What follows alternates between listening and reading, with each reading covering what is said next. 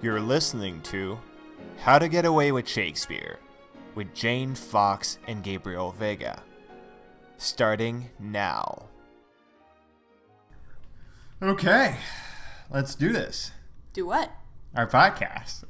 Why are we doing a podcast? I don't know. We're crazy. There are millions of good podcasts, and now we're trying to be as good as them. You know, I've never actually listened to a podcast. Really? Oh my God. Why? You told me you listened to the Oxford podcast. Oh, yeah. But they're lectures. They're not, built for this medium. Oh, Jane just listens to the Shakespeare podcast. Sorry, I'm just very cultured. Okay.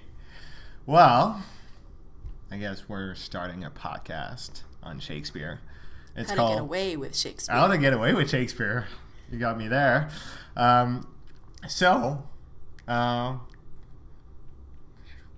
Who are you, Jane? Who am I? Yeah. I am an English student from the U.S., studying in Canada. Okay. And I like Shakespeare a lot. Before the listeners tell us that we know nothing about Shakespeare, why should they trust what you say? Well, they shouldn't. No, but we both studied Shakespeare last year in a class called Shakespeare with the lovely Deanne Williams. And David Goldstein. I was getting to that. But I studied also a drama class with Deanne Williams where we did 2 Shakespeare plays. And this year I'm taking Renaissance theater where we do we spent a semester doing 5 Shakespeare plays. So yeah, I guess we're qualified. Well, my master's is going to be focused on Renaissance, and I'm doing my honors thesis on some of Shakespeare's plays involving dismemberment. But I never feel qualified to do anything. That's great. No, that's great. I'm inspiring trust in people. Yeah. So please let us know if we suck, if you don't trust us. Yeah, correct us. Write us emails. Yeah. We're not experts, but we try to be on this podcast. We mostly love movies and TV shows, though. And I was telling Jane about House of Cards and how Shakespearean a show it is. And then I thought, oh my God, there's so many movies and TV shows that use Shakespeare. So many writers do that in modern TV shows and in modern writing. It's like a foundation or something. I mean, it's difficult not to, even at the level of sentences. I mean, he created so many words and so many phrases. Yeah. I said to one of my, when I was asking for a reference letter to one of my professors, I said, I wrote on my thing for university application that Shakespeare was the foundation of all writing. And she corrected me. She was like, oh, you're forgetting another language. It's only one language, right. First of all. And you're forgetting hundreds of years before Shakespeare. Well, that's to show you my love for Shakespeare. I believe it's the foundation of all writing. The foundation of the past 400 years. Yeah. Oh, well. So, here we are.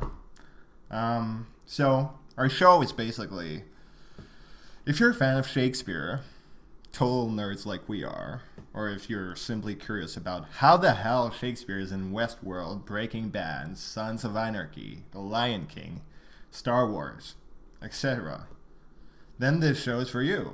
Or if you're just looking to plagiarize an essay from us. Side note, we Don't do not endorse plagiarism. Don't do that. Ever.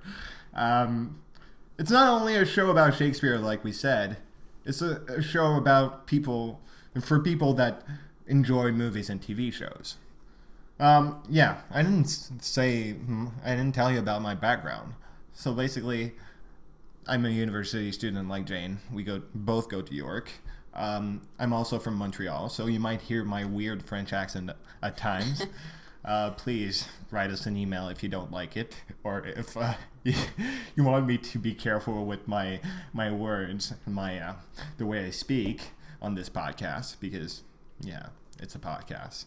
You'll hear my voice. What else? I speak French. I do not speak French. I love movies. I love TV shows. I like movies and TV shows. She likes them. I love books. She loves books. That's and I true. hate music. Yeah. Mm-hmm. Okay. Why? Oh, it bothers me. It gets in my head like, if you can imagine someone tapping a pen during an exam, that's what music is like to me. Okay. We're learning new things about each other every day. No, you told me this once, but I still don't know why. Like, it's annoying? It's overwhelming. It's overwhelming in a sensory, experience type of way for me. Like, it's way too much sound. I like audiobooks. So you don't like our theme song? I like that. Because it sounds like someone's about to get murdered, which will often happen Oh my in God. Shakespeare. That's true. And she's focusing her thesis on dismemberment, so... Which doesn't always involve death. You can survive getting your eyes gouged out. I mean, we can talk about Titus Andronicus, another podcast, but because there's a lot of dismemberment there. Oh, yeah. But, Nearly every Shakespeare play, really. Or if you see something in the shape of water, then... I have, actually. Okay, let's get to that in a second. Yeah, today we'll be talking about The Shape of Water. That's our first topic. That's our first movie. We wanted to do The Lion King first because, I don't know, it was simple. It was a movie that everyone knew, I guess. And then we both watched The Shape of Water for the Oscars on Sunday. And we were like... I actually texted Jane and I was like, what's this movie? Am I crazy, or is this Romeo and Juliet or Shakespearean or whatever? It's full of Shakespeare. And you even mentioned there's a Shakespeare reference right in the first 5 Yeah, minutes. in the first 5 minutes. So they pointed. Yeah, Zelda comments on her husband to Eliza, but if farts were flattery, honey, he would be Shakespeare. Which is crazy because it sounds like a Shakespeare line, actually. The if farts were flattery part. It's also about marriage. It's also about men. Yeah. Which... we'll get to today. Yeah. So I texted Jane. I was like, this is so Shakespeare. Let's do this. It's so relevant, especially this week with The Shape of Water winning Best Picture and Best Director. Yeah, and it's a great, great movie. You should all watch it. Definitely, that's a good point. So you should all watch it before you listen to this part of the podcast. You should watch it because we might throw out some spoilers, that kind of thing. Yeah, spoiler alert right now. Or if you want to stay for the plot summary and all the spoilers, you're welcome. But we will spoil it for you. We recommend you watch it first. And this will be in the description. So read the description before you listen to our podcast. It will say spoiler alert. And then you can come listen to our podcast. And you'll discover how movies or TV shows are Shakespearean. Watch it once. Come back, listen to the podcast. Then go back and watch it again and see, what you missed. That kind of thing. Yeah. So, Jane, you want to start with the plot summary? So, spoiler alert starts now. Yeah, so The Shape of Water is a 2017 film set in Baltimore in 1962, and the plot follows a mute custodian at a high-security government laboratory who falls in love with a captured human amphibian creature. Okay, nice Wikipedia there, Jane. So it's basically a woman that falls in love with a fish, or amphibian. Has the sex of her life with a fish. She has what? She has the sex of her life with a fish. The best sex of her life with a fish. Oh my God. Yeah. There is some, those scenes are fabulous. Again, Romeo and Juliet, yeah. Yeah. Oh, it's very Romeo and Juliet. Even when I was watching the 1968 film yesterday of Romeo and Juliet. I don't know the director's name. I can't pronounce it. But can you? know it, but I don't remember it. Z. It started with a Z. Yeah, it does. Something. But yeah, there's a sex scene in that film. It reminded me of The Shape of Water. Weirdly. Yeah. Why? I don't know. Actually, it just, I guess. Oh, is it Zapparelli or something? Yeah, Zapparelli. Yeah. Or Zaffarelli. Yeah. No, I didn't remember that they had sex in Romeo and Juliet. Oh, yeah, they do. Yeah. Okay. You gotta remind me of that scene. Is that the scene when they're looking at the stars, or? No, I think it's after they get married. Oh. Okay. And then he leaves in the morning. You see, on this podcast, you'll discover that I'm not. Well, Jane is more of an expert than I am on Shakespeare. Oh, I don't know. More a nerd than I am. Well. So please, write in the comment that I suck. Please do. Or write that I'm a nerd. I mean, Oh yeah. I won't be offended. Well, okay. I mean, everything about, not everything, but a lot of it is Romeo and Juliet, because the ending felt really Romeo and Juliet to me. It did, and I think I wanted to talk about sort of the history of Romeo and Juliet. You know, we talked about the Petrarchan poetry, and sort of the history of like the sort of the male subject looking at the unobtainable female, in regards to Romeo and Juliet, sort of challenging that and breaking it down. What I think this film does is sort of challenge it even further, to the point that the woman is the subject, and it's almost completely demolished that sort of dichotomy, like male subject looking at woman. So she's sort of the active person in the film. Right. She's the one doing everything. It's really far from that sort of Petrarchan mode. Right. Okay. It's also, the thought I had yesterday was, it's also lovers in hiding, like hiding from, in Romeo and Juliet, the parents and the Capulets, the Montagues, and everybody, like, it's just the lovers, like, finding a hiding place to love each other. And that's what the creature, or the asset, whatever you want to call him, and Eliza do. Like, at first it's hiding at the lab, and then when she takes him home, it's hiding in their home. In her bathtub. And they don't even know that she took him. So, yeah. It's lovers in hiding, having the sex of their lives. And, that scene when she floods her bathroom for him is amazing. It is. I mean, and there's a lot of water imagery in the film itself, too, even from the beginning. You know, she's taking a bath, she's boiling her eggs in the water. It shows that shot over and over again. Right. And, of course, the beginning sequence, which is really beautiful with, you know, the water flooding the apartment, and she's just floating there sleeping. Right. Remind me of that scene, the beginning scene? She's sitting on her couch, right? She's sleeping on her couch. Is she on her couch? She's sleeping. She's lying there. Yeah, and waiting for a clock to ring. Yeah, waiting for the alarm to go off. But is there an image before that? Yeah, it's sort of like we just see the water, and there's like a shoe floating along, and maybe the shoe that falls off at the end. Okay. And what else? A lamp and a coffee pot and a shoe float by in the river. And then we get the voiceover from Giles, the narrator. And then we see the entire apartment underwater, all the objects and the furniture floating. And then we see Eliza on her bed, sort of half floating, half lying there. Right. Waiting for the clock. Okay. Do you have anything else to say about the hiding, or do you want to move on? Hiding? I mean, I guess I wonder how it will be constructed into sort of the idea of the two families. Like, would it be the scientists and the people just trying to live their everyday lives? Yeah, that was my military? next point. Like the families. There's the Montagues, there are the Capulets, and And in this film, there are the Russians and there are the Americans. That's why. That's how I saw it. Like, it's like the Montagues and the Capulets in a way.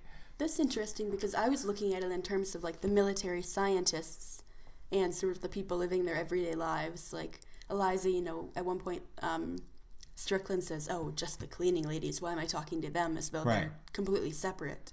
Yeah, it's also like that. But I feel there might be a war going on between the Americans and the Russians because it's a Cold War, obviously. Yeah, there might be a war. But yeah. No, it was really, you could really notice the war because at the end, Strickland shoots, what's his name? The Russian guy? Mazenkov? Yeah, he shoots. Oh, Dmitri, yeah. Yeah, Mazenkov.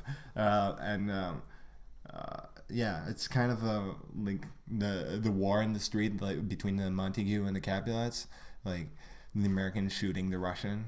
And that's how I saw it. Or Strickland arriving, because he arrives at the scene when Mazenkov is dealing with the Russians, right?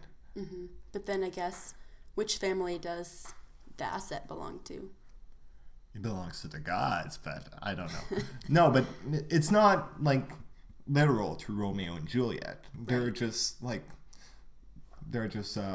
similar things, elements. You could say it's because he's sort of being used as a pawn, sort of like the children are in the family, being traded off to marry different people. Like, right. I think Juliet's family wants her to marry like one of the other nobles. They want her to meet him. Okay, how does that fit in The Shape of Water? Well, I'm thinking, he's being used as a pawn by both governments. They want to test him and torture him and see, they want to dissect him while he's alive, vivisection, and sort of... That's your Titus Andronicus reference. No, it's not. It's not? I'll get there later. Okay. Speaking of the war between families, also I saw Strickland as Tybalt in a sort of way, and Mazenkov as Mercutio. When they're fighting, there's a fight between the two at the end. The asset execute or kills Strickland for the murder of Eliza, but also Mazenkov without knowing, like Romeo does with Tybalt. But Romeo knows that Tybalt murdered Mercutio and Romeo and Juliet. But yeah, it's like if we consider the asset Romeo, then it's kind of similar in a way. Yeah, and I agree that Strickland would sort of be the Tybalt character because he is sort of the basis of the toxic masculinity in both the book or the play and the film.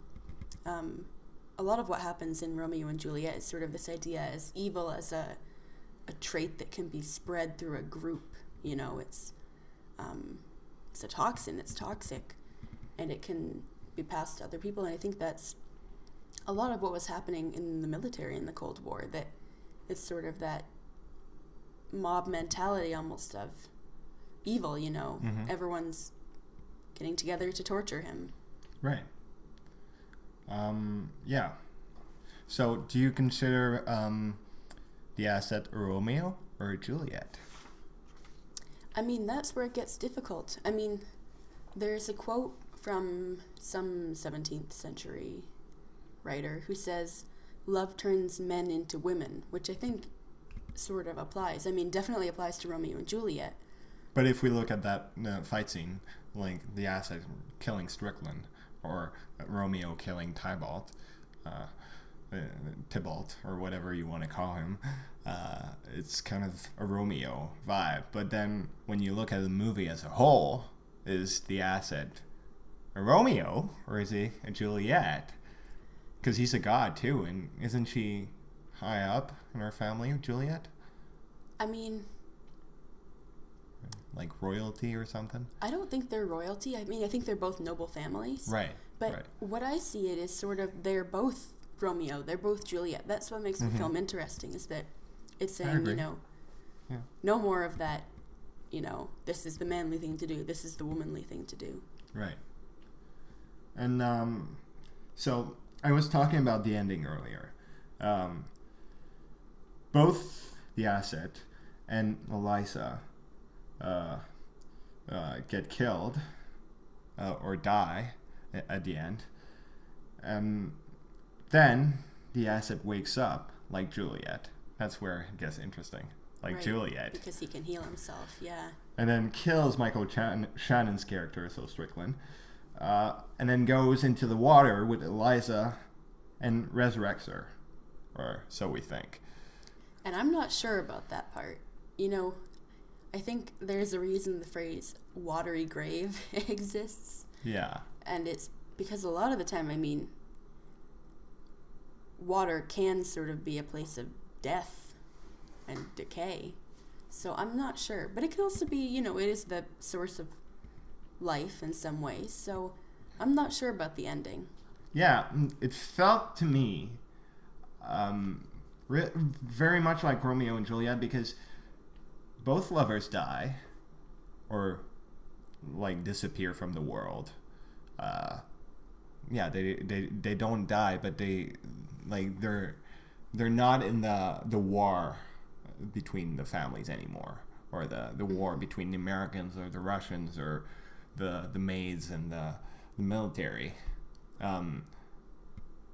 They disappear from the world, and then I feel like when we talked last year in class about death being like love being eternal in death or something like that, or love being eternal in this case, we can assume maybe they're dead. We can say, oh, maybe that they're just gone and they're living happily ever after. But if we look like at Romeo and Juliet, love is eternal in death. So what do you make of that? I mean, is love eternal in death in Romeo and Juliet? Well, they're together in the end. Well, yeah, but... Because they're both dead. But where? I mean, are they together? I mean, how do you define together? They're not getting to experience each other. Yeah. I guess that's how... that's the difference in The Shape of Water. Because when we assume at the end that they're together and they're both alive, and she has quails or whatever you call them on her. Gills. Gills. I don't. Quails. I don't know. That's my French coming.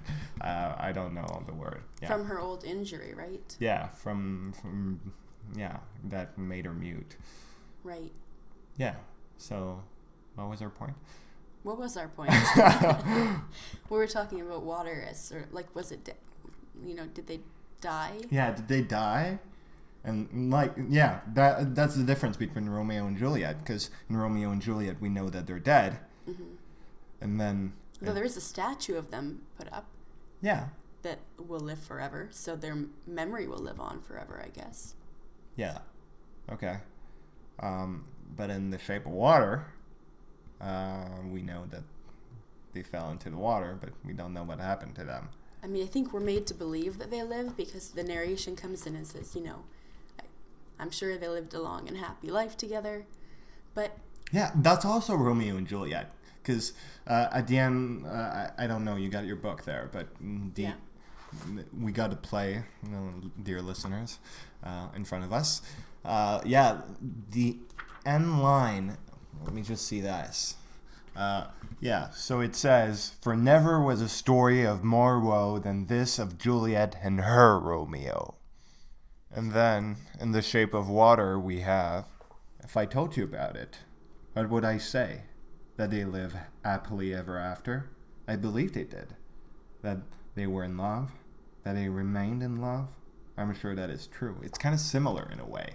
It's the story of Romeo, the story of woe of Romeo and Juliet, and then just the external figure observing to the sea and just saying that and saying, I believe that their love story, it lives on.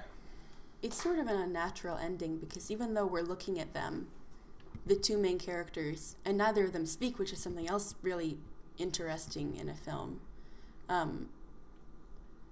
we're not hearing their voices. They're not getting sort of the final voiceover. It's, her friend. Mm-hmm.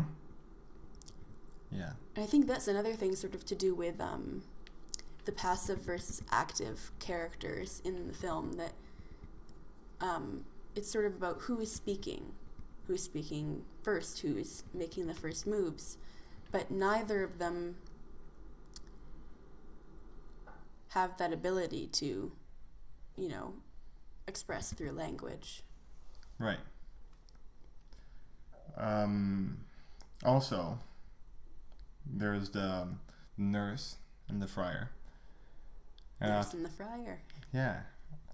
So I had a question for you. Who do you make the nurse? Who do you make the friar? There's Giles, the gay friend. There's the friend Zelda. And there's Dmitri Mozankov. When I was watching, I originally thought of Dmitri as the friar. Right. I'm not sure exactly why, but it seemed like he was facilitating a lot of things. Yeah. If you're saying that Eliza is a Romeo in that part of the film. In a way, yeah. So Dmitri is the friar. But, I mean, yeah, Romeo goes to the friar, right? So that's where it becomes sort of... Is there a nurse? I was thinking of Zelda. If Eliza is Juliet in a part of the film, then Zelda is kind of a nurse in a way. Because she's as funny as the nurse, too. Yeah. And she sort of takes care of her in a lot of ways. She punches her time card for her, so she makes sure that, she has an alibi, that kind of thing. That's true. Yeah, that's really Romeo and Juliet. And she does, yeah, the nurse does make alibis for Juliet, so in some ways I can definitely see that. Oh my God, Guillermo del Toro, you had Romeo and Juliet in your mind. But I also don't want to discredit Mosenkov, because I think he does a lot of important stuff. Like, it wouldn't have been possible without him. Who's Giles, though? Giles, the gay friend, gay neighbor. What do you consider? Oh, right, yeah, I mean Giles. The nurse? Yeah. I don't know who he would be. Would he be a friar or a nurse? He does show up to help them escape, so I think he's more like the friar. But I don't want to say that just because he's male. It's because the friar helps Romeo escape when he's in trouble, right? Yeah. What I had was, like, the three of them, Giles, Zelda, and Dmitri, are kind of like all the nurse and the friar. In a way, like, depends the part of the film or the part of the story. Yeah. So, yeah, the point is, it's not all Romeo and Juliet line by line or plot point by plot point. It's just like Guillermo del Toro got inspired by it, or maybe he doesn't know. But, yeah. It can be possible to read something 20 years before and then 20 years later suddenly have an idea, and it can still be influenced by it for sure. And yeah, there are just elements like very Romeo and Juliet in this. I mean, we can even look at like the sort of potion thing that Mosenkov gives him gives her to put in the bath.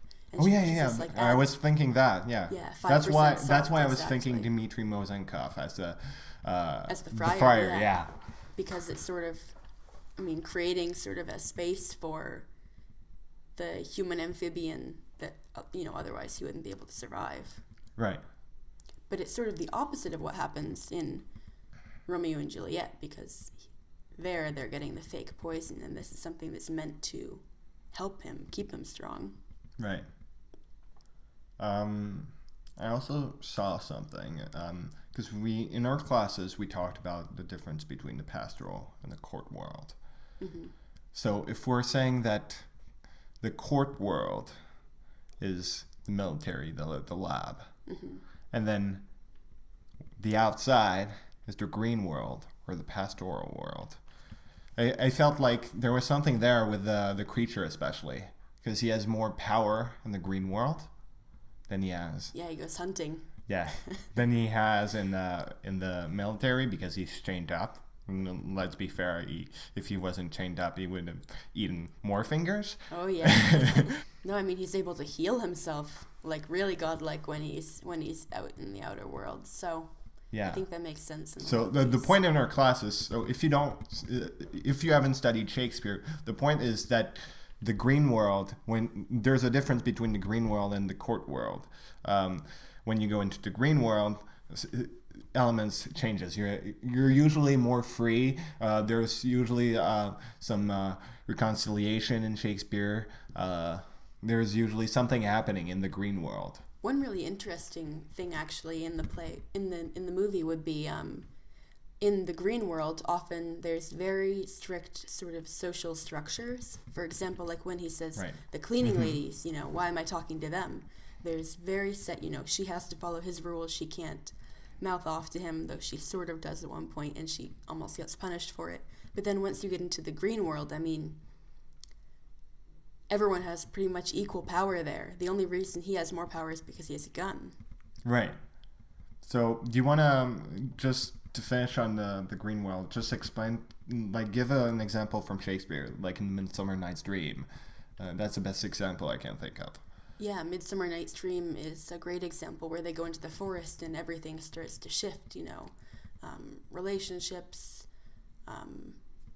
Yeah, everything, because it started out, the play starts off in the court world, and their parents want one girl to marry one guy, but she wants to marry the other guy. And the father is exerting his fatherly sort of power over her. Yeah, so when they go into the forest, everything shifts. The two guys start falling in love for Hermia. Yep, Hermia.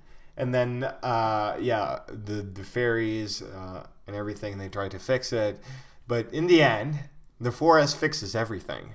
And that's the difference between the court and the pastoral. When they go into the green world, the characters in Shakespeare, something shifts. And that's what happens with the asset in the shape of water. When he goes into the green world, he has the power. Even though Michael Shannon has a gun, the asset is a god, and he can kill whoever he wants to kill. Yeah, he can heal himself. I mean, He's no longer in chains. and we really didn't know that he could do that from the beginning of the film. It's the point of the green space that everything is sort of unpredictable and outside what would normally be expected, especially like in like legal or courtly situations. Mm-hmm. So that was my point about the green world and the court world. That's also in Romeo and Juliet. How does it fit in Romeo and Juliet?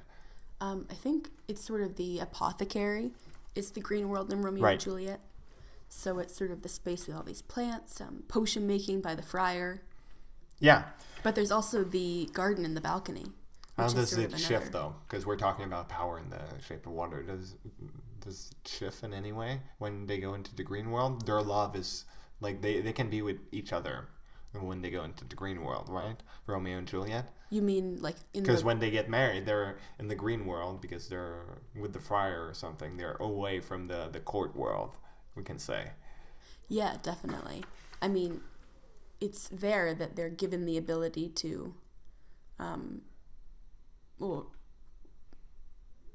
Juliet is given the ability to sort of trick death too, which is, I mean, sort of the biggest way Yeah, you she has can more power. Yeah. be, Yeah. powerful and Oh, that's good. unpredictable. That's good for this movie. Yeah.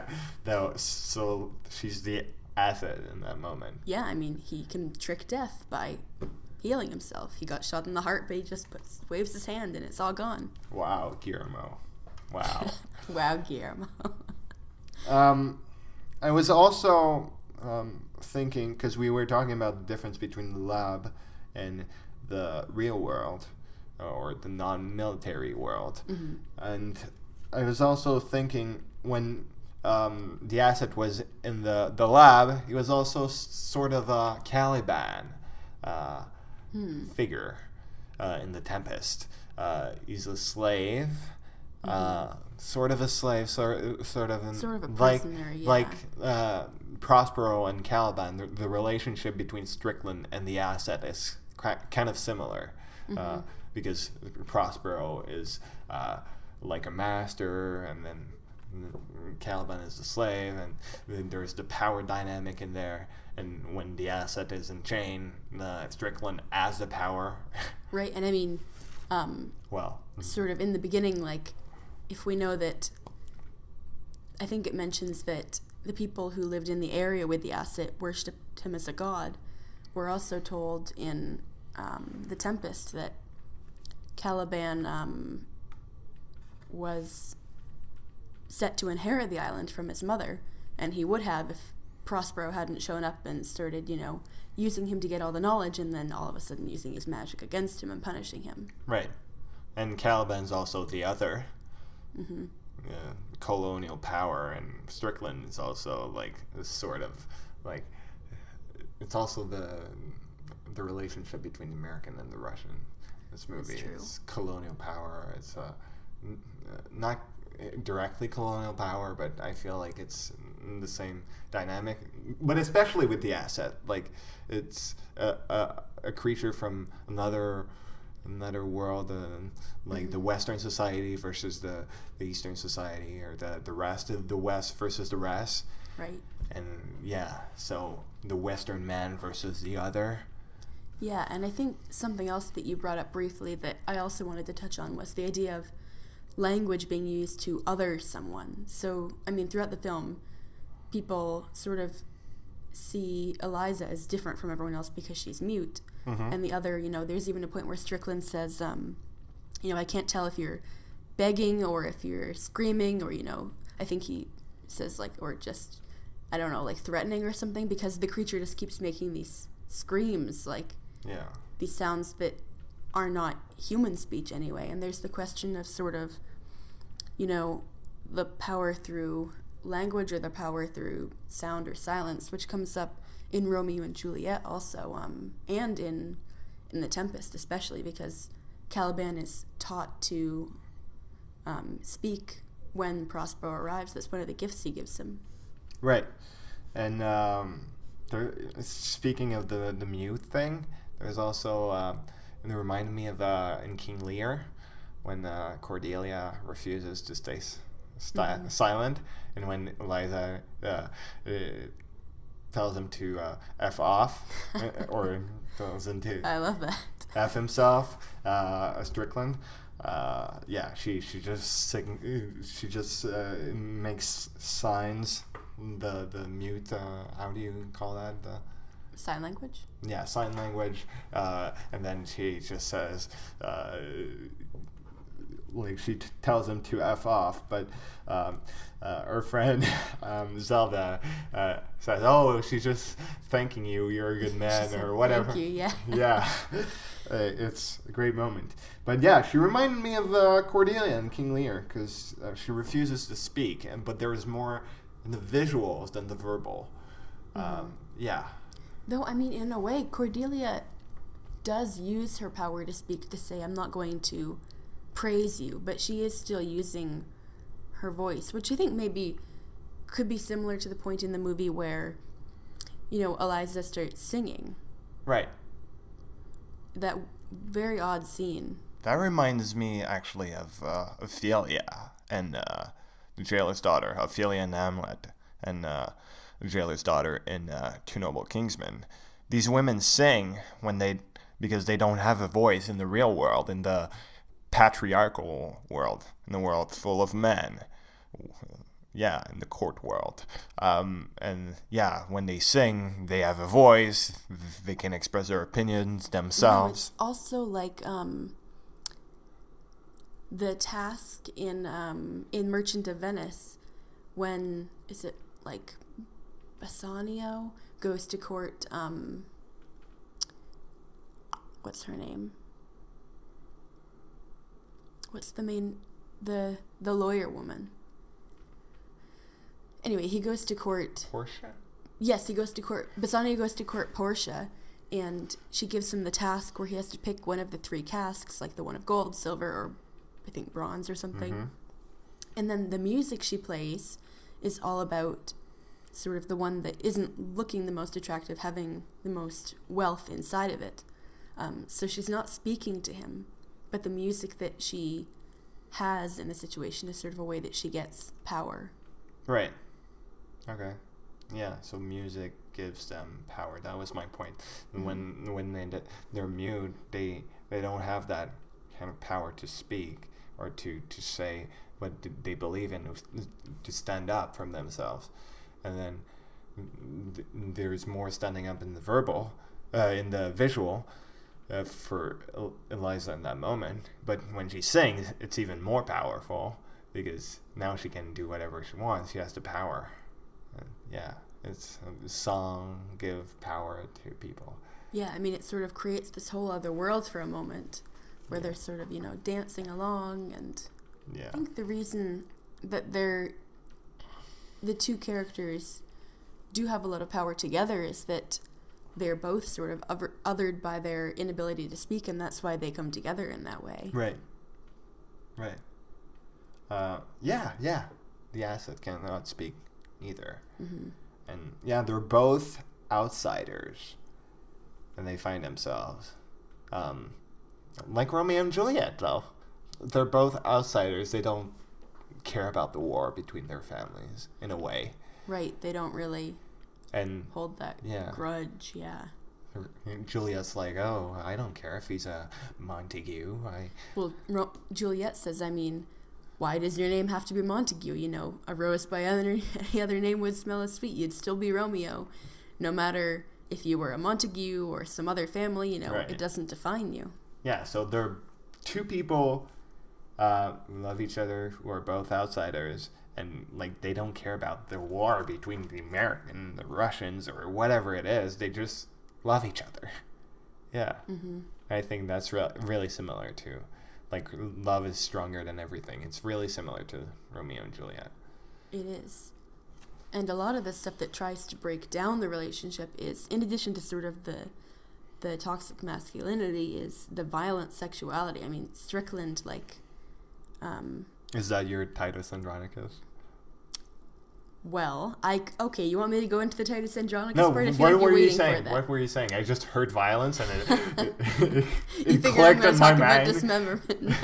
I was actually going to say, he sort of has that creepy moment where he suggests, there's that incredible moment, too, with his wife where he says, he wants her to be silent, and you realize it's because Eliza's mute and he's thinking about her. And then later on he comes on to her when she's, I think, is she cleaning his office, something like that, and scares her, and she backs out of the room. And in Romeo and Juliet, there's sort of this sexuality as a tool for violence too. A lot of the language that especially the men use is oh, well, I'm going to unsheath my sword, and that they're talking about something other than a sword, and they're the woman always gets pushed against the wall. I'll be the fish, and it's all this sexually charged imagery. Oh yeah, and then it reminds me when Zelda asks, "Does he have a penis?" Exactly. And then Eliza just makes a sign. She says, "Yeah, it opens up." Yeah, and Zelda says, "Men are tricky." Yeah, which is true. So it's a reminder of that. Yeah, exactly. Of the sword. The image of the sword. Yeah. Sort of hidden sexuality that you don't expect necessarily from the amphibian. Yeah, amphibian. Do you hear the joke that Jimmy Kimmel did on No, I didn't Oscar? hear. What was it? The year that men screwed up so badly that women had to start dating fish. It was funny. I mean, I date a fish. I like that fish from Finding Nemo. Yeah. You date him? Maybe not, but okay. That's another conversation for another podcast. Next week podcast. we're going to talk about how everyone in the world finds Mufasa from The Lion King attractive. So we'll get there. Oh, you want to do The Lion King next week? Well, I feel like we should. Okay, well, let us know if you want us to do The Lion King. We have a lot to say about The Lion King. We have a lot to say about it. Anything else about The Shape of Water that you haven't? Oh, yeah, just do your Titus Andronicus. Oh, yeah, you want to hear the Titus Andronicus part? It's not that crazy. I mean, there is a scene of obvious dismemberment in the film. Yeah, his fingers, and she's the one that finds them, Eliza.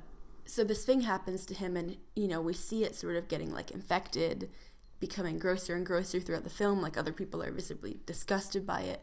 And then he actually uses his own bodily pain and dismemberment at the end of the film as sort of a tool against Zelda and her husband by ripping his own fingers off. And you think, if he's going to do that to himself, what will he do to you? And I think that's why her husband speaks up.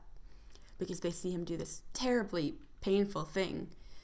And I think it's sort of similar to Titus Andronicus because, in a way, killing people is doing violence to yourself. And when he kills Tamara's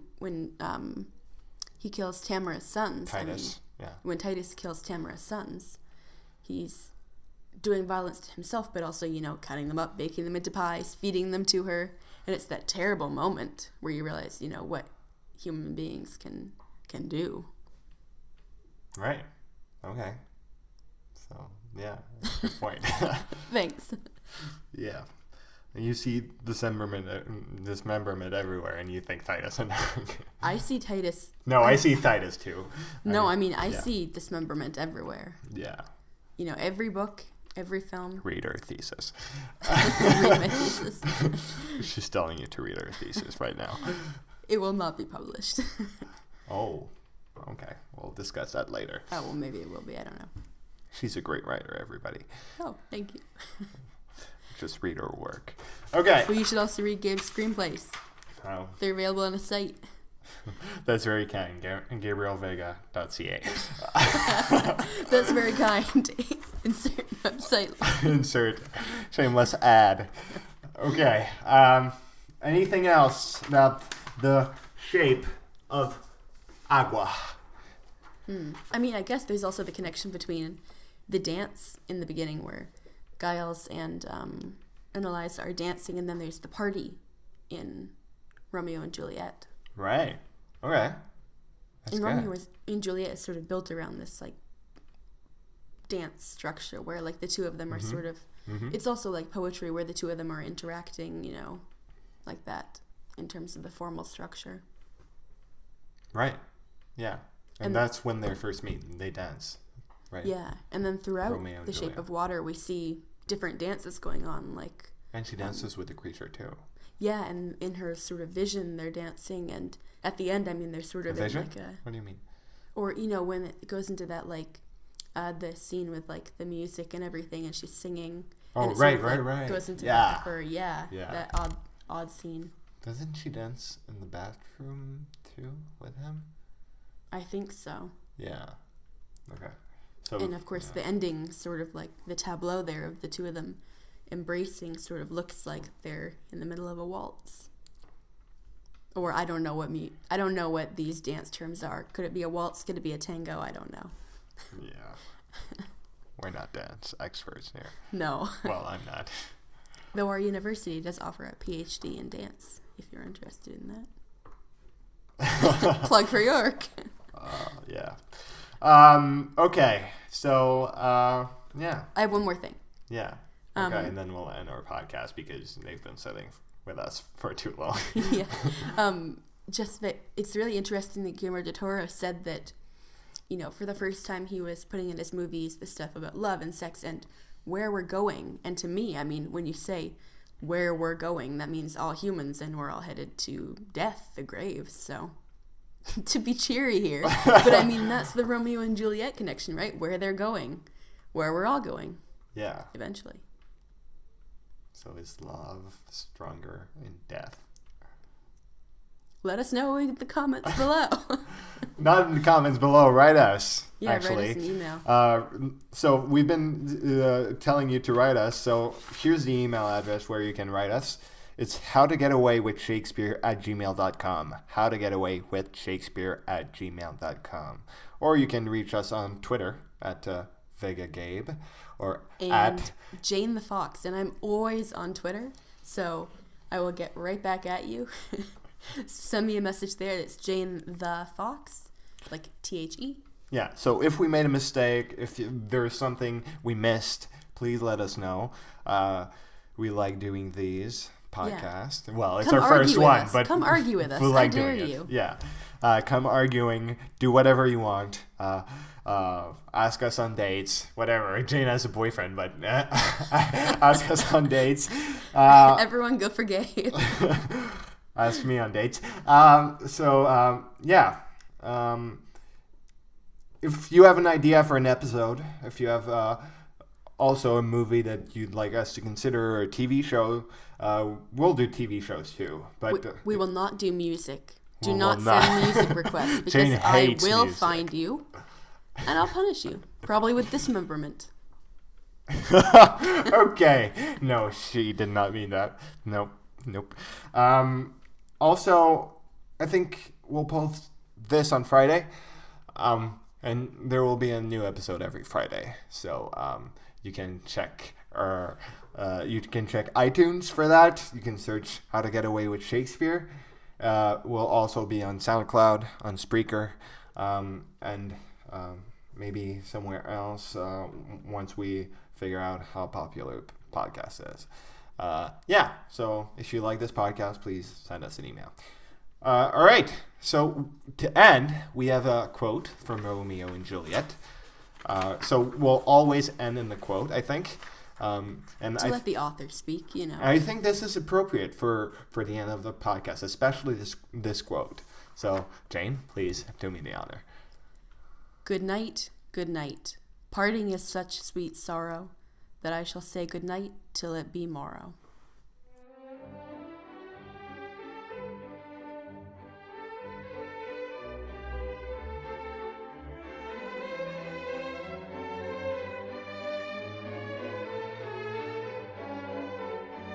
If you liked this podcast and want more, go on iTunes and search for How to Get Away with Shakespeare.